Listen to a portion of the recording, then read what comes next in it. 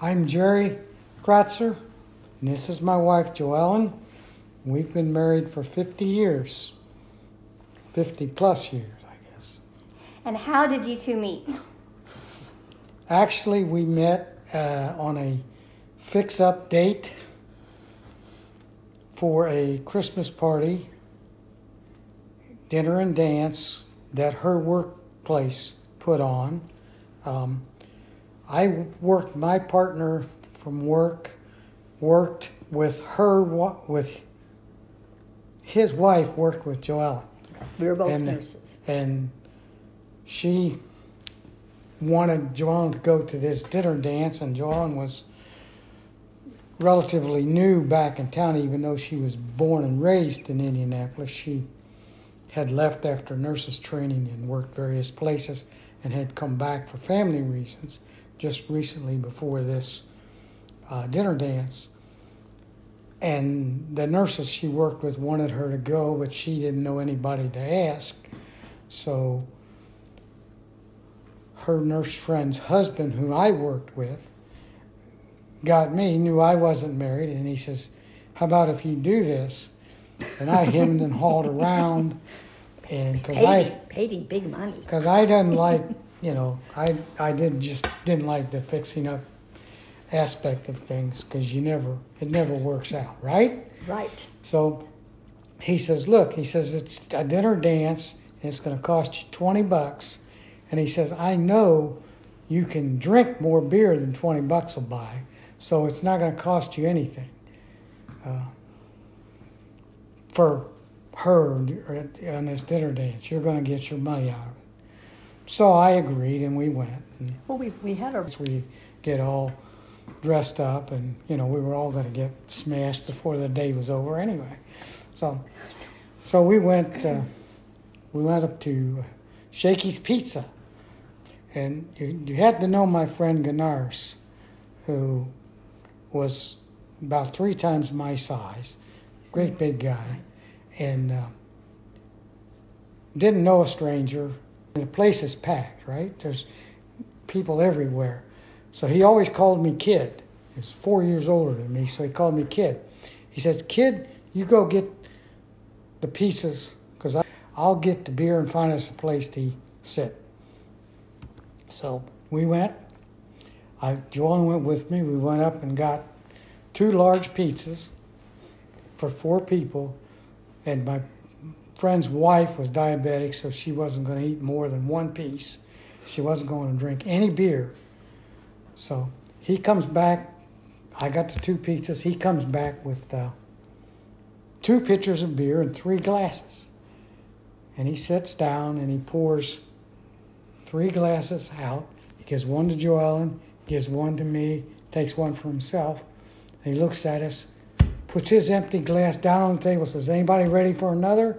And we hadn't even picked up our glasses yet. So anyway, that's how it all started. She's sitting there nervous. She's afraid to do anything, because this guy's, he's just eating this up, because he's just making her nervous as can be. I'd never met him. He'd love to do that. So that's basically how we really started this whole thing out. But I think the nice thing about it is that was Halloween. So it was Halloween. And then in November, I had planned a trip to California with some nurses I'd worked with in Chicago who had moved there. So I went out there and had a nice time. Came back, and I wasn't home 30 minutes when the phone rang. Well, first of all, my mom and my sister beat me at the airport. And my sister's just, "Oh, I can't wait to get home. I just can't wait to get home. When do you get home?" I walk in, and I've got a dozen red roses. And then he called. And I thought, oh my heavens, that blind date was successful. We're going to have another date.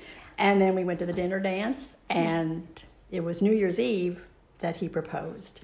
So it was like, and then we were engaged for almost 2 years. We didn't get married for 2 years, but it was a blind date, and I was like him. I don't want to go. I'm so tired of this. I hate this, but I'm so glad. Well, yeah, I'm so glad we went. So it was nice. So how did he propose? He said, I want you to be my wife and the mother of my children. And I said, okay. And that's the words he used. And that's how it was. We were there. It was New, and the KSC always had a dinner dance too for New Year's Eve. And that was the one, we went to that one then after the Christmas party one, and that was when he proposed.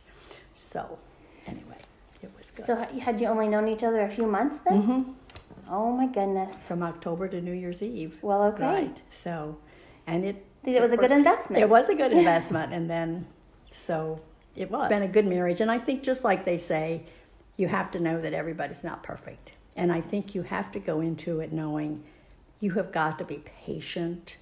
You have to have patience, because if any little thing gets you upset and you're not willing to just accept, go on, it's going to be a disaster. And I think you also have to kind of like the same things. Like we like outdoors. We like simple things. And you have to have high values for your family. I think your family has got to be number one, and your job is to raise those children and to